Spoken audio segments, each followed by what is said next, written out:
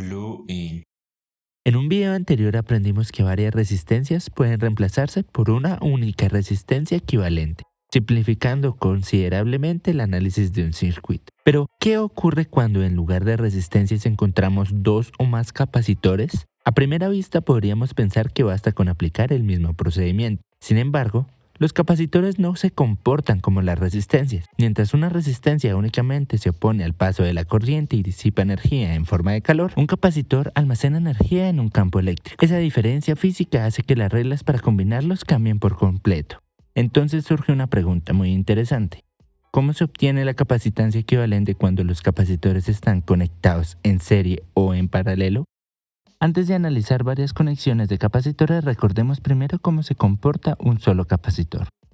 Un capacitor está formado por dos placas conductoras separadas por un material aislante llamado dieléctrico. Cuando conectamos una fuente de voltaje, los electrones son impulsados hacia una de las placas, mientras que la otra pierde la misma cantidad de electrones. Como resultado, una placa queda cargada negativamente y la otra positivamente, creando un campo eléctrico entre ellas. Esa separación de cargas es precisamente la que permite almacenar energía. Ahora bien, no todos los capacitores pueden almacenar la misma cantidad de carga bajo un mismo voltaje. Algunos tienen una mayor capacidad de almacenamiento que otros. Esa propiedad se conoce como capacitancia y se define mediante la siguiente relación fundamental.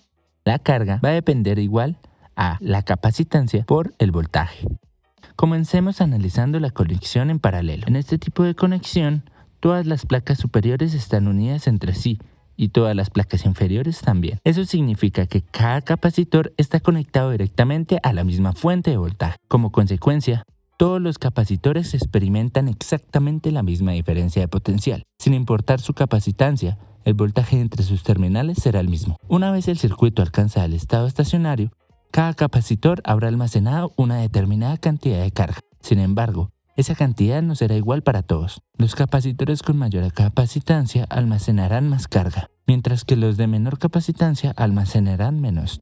Ya que la carga almacenada depende de la relación, la carga es igual a la capacitancia por el voltaje. Si observamos el conjunto completo, la carga total almacenada por el bloque de capacitores será simplemente la suma de la carga almacenada por cada uno de ellos. Entonces, la carga total va a ser igual a la suma de las cargas Q1 más Q2 más Q3 hasta Qn. Ahora sustituimos cada carga utilizando la ecuación fundamental del capacitor. Entonces, la carga total va a ser igual a la capacitancia 1 por la tensión, más la capacitancia 2 por la tensión, la capacitancia 3 por la tensión y así sucesivamente. Como todos los capacitores están sometidos al mismo voltaje, podemos sacar la tensión como factor común. Y entonces la carga total va a ser igual a la tensión, factor de la capacitancia 1, la capacitancia 2, hasta la capacitancia n. Pero el conjunto completo puede reemplazarse por un único capacitor equivalente, cuya carga está dada por la carga total es igual a una capacitancia equivalente por la tensión. Al comparar ambas expresiones obtenemos finalmente que la capacitancia equivalente va a ser la suma de todas las capacitancias de cada uno de los capacitores en paralelo.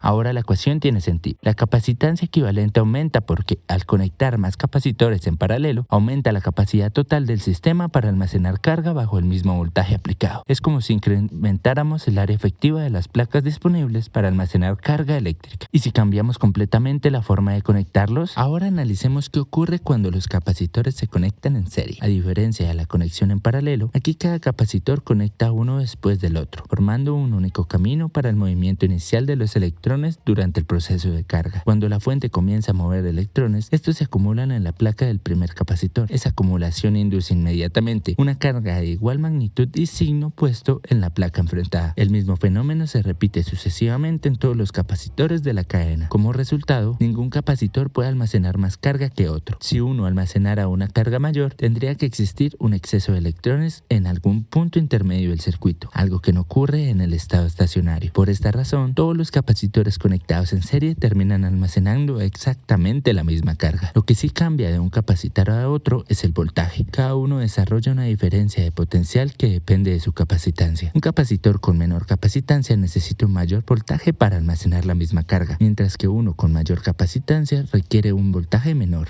Matemáticamente esto se expresa como voltaje 1 igual a la carga por el capacitancia 1, voltaje 2 igual a la carga con capacitancia 2 y así sucesivamente. Como todos los capacitores están en serie, el voltaje total aplicado por la fuente es igual a la suma de los voltajes de cada capacitor. Sustituyendo cada expresión tenemos que entonces el voltaje total va a ser igual a la tensión igual a la carga sobre la capacitancia 1 más la carga sobre la capacitancia 2 más la carga sobre la capacitancia N. Como la carga Q es la misma en todos los capacitores, podemos sacarla como factor común. Entonces la tensión va a ser igual a la carga por 1 sobre capacitancia 1 más 1 sobre capacitancia 2 más 1 sobre capacitancia N. Finalmente, si representamos el conjunto mediante un único capacitor equivalente, cumple que la tensión va a ser igual a carga por 1 sobre capacitancia equivalente.